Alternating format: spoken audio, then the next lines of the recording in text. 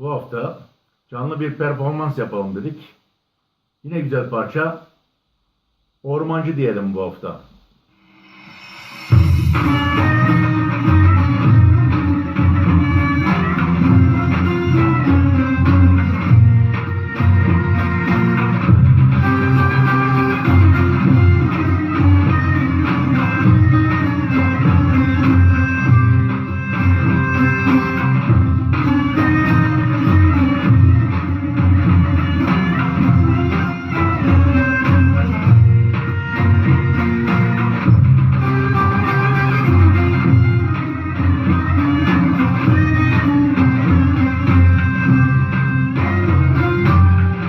Çıktım Belen kahvesine, baktım ovaya,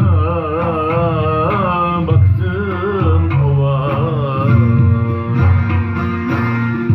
Bay Mustafa çağırdı dam oynama.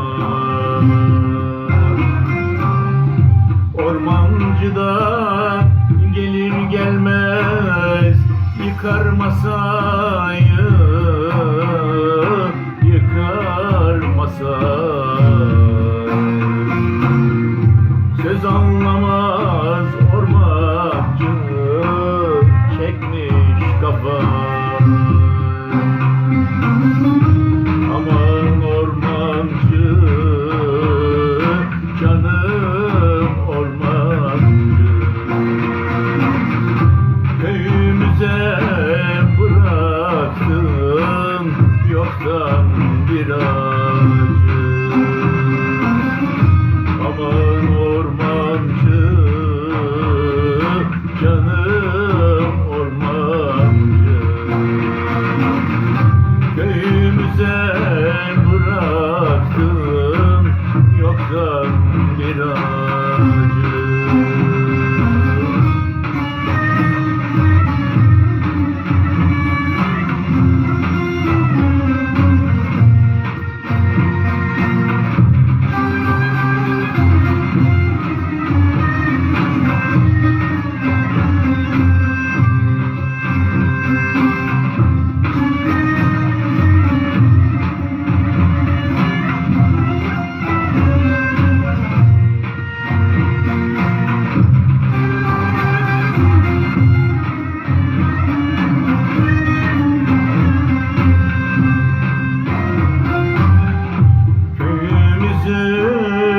Suları hoştur içmeye,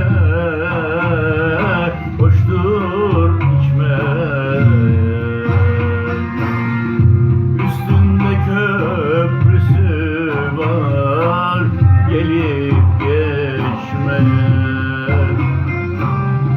Tevfimi vurdular hiç mi içine, hiç mi içine. Yazık ettin ormancı, köyün iki